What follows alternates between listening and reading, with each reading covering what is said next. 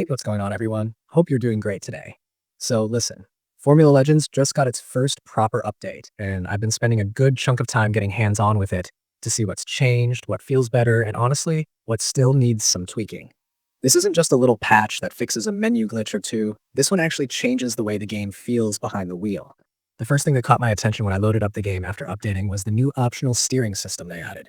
They're calling it the alternative steering system, and yeah, it sounds pretty plain by name, but the effect it has on how the cars handle is anything but plain. If you've ever felt like the steering was just a bit too sluggish or delayed before, you'd turn in for a corner and the car would take a second to catch up, this new system pretty much fixes that. So the response is faster, sharper, and it gives you this feeling of being more directly connected to the car. The front end reacts almost instantly to small inputs, which makes cornering feel cleaner, but it also demands more precision from you.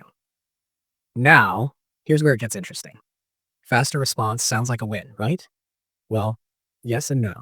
Because while it makes it easier to correct small mistakes mid-corner or flick the car through tight chicanes, it also means the car feels twitchier on high-speed sections. I tested this at Monza, blasting down the straights and flicking into those sweeping corners, and man, you can feel how much more sensitive the steering becomes at those speeds. It's one of those changes that rewards smooth driving and punishes overcorrection. You can't just throw the car into a turn and expect it to sort itself out. You've got to guide it with finesse now. If you're on a controller, you'll probably need to adjust your dead zone or sensitivity just a bit to find that sweet spot. I had to drop my dead zone slightly and lower the steering sensitivity to make it feel more controllable, especially with high downforce cars. On a wheel, it feels incredible. Honestly, the connection to the road surface feels more alive than before, but you might find it too reactive if your feedback strength is cranked up. Try softening it a touch. This change alone completely alters the way the game feels and makes hot lapping so much more engaging. Speaking of laps, the next thing that stood out after a few races is how the AI behaves now. Before, the AI had this annoying habit of doing pit stops at completely random times, sometimes even on the last lap when they clearly didn't need to. It broke the rhythm of races, especially in longer championships, and made it feel kind of artificial. But now that's been fixed. They pit when they actually need to, and they're finally showing tire wear that affects their performance. So if you're managing your tires well, you can actually gain an advantage in the later stages of a race instead of feeling like everyone's glued to the same pace the entire time. And oh man, they've definitely worked on how the AI interacts during collisions. Remember those races where you'd get bumped from behind and the AI would just stop dead? Like their brains shut off for a second? Yeah, that's gone. They now react way more realistically. If you nudge them or if they hit you, they'll recover and keep racing instead of just parking it on the track like a confused traffic cone. Races feel way more dynamic now. It's still not perfect, they're still a little hesitant in close wheel-to-wheel battles, but overall, this is a big improvement. I noticed another subtle fix too. No more double pit entries. Before, sometimes an AI car would enter the pit lane, exit, and then, for whatever reason, decide to go back in the next lap. That made career races unpredictable and kind of frustrating. Thankfully, that behavior's been ironed out completely. And while we're talking about fixes, if you ever raced the German vintage track and got hit by those weird invisible walls, those ghost collisions that just came out of nowhere, you'll be happy to know those are gone now. That track finally feels clean and playable again. There's also been some polish added to how weather and event conditions work.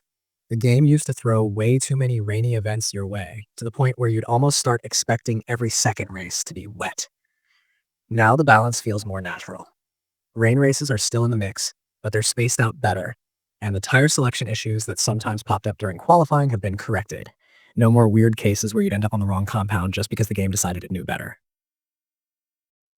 After spending some serious time testing all this out, I think the big takeaway from this update is that the developers are clearly listening to the community. This patch isn't flashy, it's not adding new cars or new tracks, but it's addressing the stuff that directly affects the core gameplay. And that's what you want to see this early in a game's life cycle. These are foundational fixes, the kind that make every future patch or content drop feel better because the base handling and AI behavior are solid now. I should also mention they confirmed that they're planning a leaderboard reset in an upcoming patch. And that actually makes sense because this new steering system changes the feel of the cars enough that old lap times wouldn't really be comparable anymore. People who adapt to the new handling are going to find extra tenths or even full seconds per lap, especially on twisty circuits. So if you're into hot lapping or chasing leaderboard positions, be ready for a clean slate soon. It's going to be a fresh race to the top, and that's always exciting. I did a bit of my own comparison testing before and after the patch, running the same car and set up on two tracks, one tight technical circuit and one high-speed one. On the technical track, with the alternative steering enabled, my lap times were around 7/10 quicker after just a few sessions. I could position the car more precisely through corners and adjust mid-turn without fighting the steering lag. On the high-speed track, though, it took me a bit longer to adapt. The twitches at top speed had me making small mistakes that added up. But once I got into the rhythm, it actually felt more rewarding. That's the thing with this new system. It raises the skill ceiling. When you get it right, it feels amazing, but it's not as forgiving if you mess up. AI improvements also made races feel more alive. I ran a 15-lap race with equal performance settings, and the AI kept consistent pace without doing anything too erratic. Tire degradation now actually influences their strategy, and when you see them struggling near the end of a stint, it feels organic. They don't suddenly lose 5 seconds a lap, they fade gradually, just like you do. And that gives you opportunities to make smart overtakes instead of waiting for a random bug to help you out. I also tested time attack mode since they mentioned fixing sector times and rejoin issues. Before, there were moments where you'd restart a session or crash out, and the sectors wouldn't update properly. Now everything feels synced and accurate. The Ghost replay system seems smoother too, which makes hot lapping way more enjoyable. If you've been grinding time attack before, I'd recommend jumping back in and setting some new benchmarks. Another nice touch is that camera behavior seems slightly refined too. There were cases where camera angles would glitch or spawn incorrectly, especially when restarting from replays. That's been fixed up, so it's smoother now when transitioning between gameplay and replays. Small change, but it makes recording content a lot easier for those of us who like capturing clean footage. The best way to feel the patch properly is to test it systematically. Start by running a few laps with your old settings and note your lap times and steering feel. Then switch to the alternative steering and give yourself a few sessions to adjust. At first, it'll feel twitchy, maybe even too sharp. But once your muscle memory catches up, you'll realize how much smoother and more precise your lines can be. It's almost like the cars have finally woken up. And if you're using assists, here's something worth noting. The alternative steering changes how traction control and stability assists interact with the car.